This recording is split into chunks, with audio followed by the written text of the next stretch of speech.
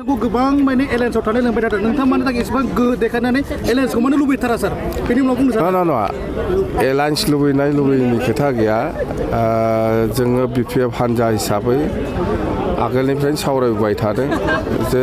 एबार इलेक्सनखौ जोङो बिपिएफआ रावजोंबो एलायन्स खालामाबालानो हारसिं गेलेगोन होननानै डिसिसन लाखानाय दं बे हिसाबै जों बुंदों दा जेनेबा सोरबा कंग्रेस हक बा बिजेपि हक बा इउडिएफ हक बा जिखुनु पार्टी हयथ' मिडियानि आगोलाव बुंदों बा सोरनिबा सिगाङाव बुंदों जोङो एलायन्सआव लाफागोन बा लाफाया सोरबा लाफागोन होनदों सोरबा लाफाया होनदों बा बेफोर मिडियायावसो बुंनाय खोथा खिन्थु फर्मेलि जोंनि बिपिएफ हानजानिसिम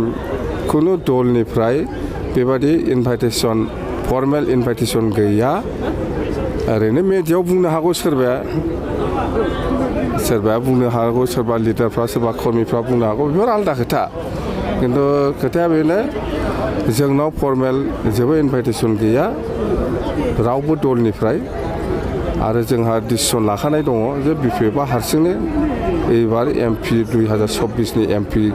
इलेक्सनखौ हारसिंनो गेलेगोन दरं उदालगुरियावबो हारसिंनो गेलेगोन क'क्राझार लकसभायावबो हारसिंनो गेलेगोन आरो जोङो मोननैबो लकसभायाव देरहानाया 100% सियर आरो दिनैनि जिथु जयनिं भैरबकुन्द ब्लक कमिटि बिपिएफ दलनि दैदेननाय जिथु जयनिं सेरेमनि माने बेवहाय 2700 प्लास जयनिं जागासिनो दं आरो मोनसे गोजोनथाव खौराङा जाहैबाय चिरां जिल्लानि बिजेपिनि जेनेरेल सेक्रेटारि फैदों जोंनि दलाव हाबदों आरोबाव सासे इयथनि सेक्रेटारि जोंनि दलाव दिनै जगदान जादों चिरां डिस्ट्रिक्ट बिजेपिनि जेनेरेल सेक्रेटारियाव हाबबाय आरो इयथनि सेक्रेटारि सासे हाबदों जोंनाव फैगौ बिसायख'थिनि हाद्रिया माब्लानिफ्राय गुफुंगोन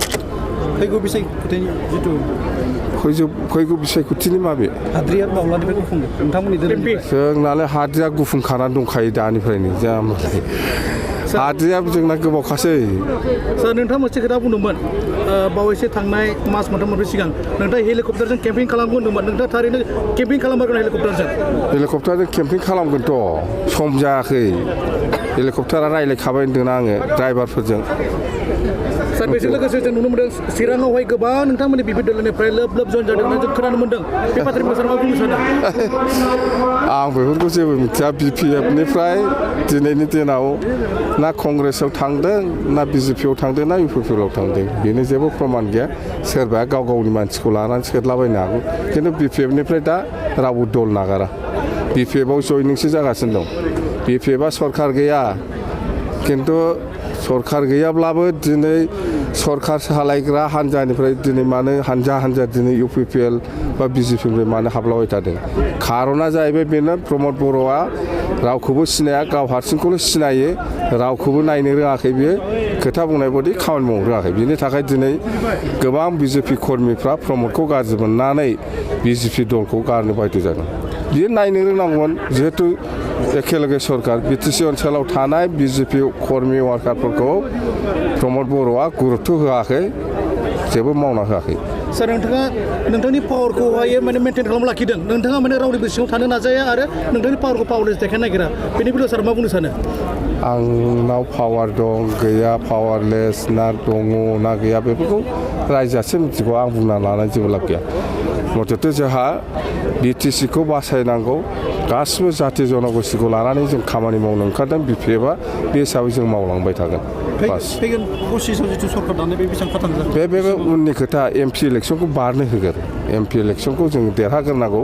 देरहाखांनायनि उनाव जोंना जाहैबाय सानै देरहालांबा दिल्लीयाव सासे केबिनेट मन्थ्रि लागोन जोङो दे थेंक इउ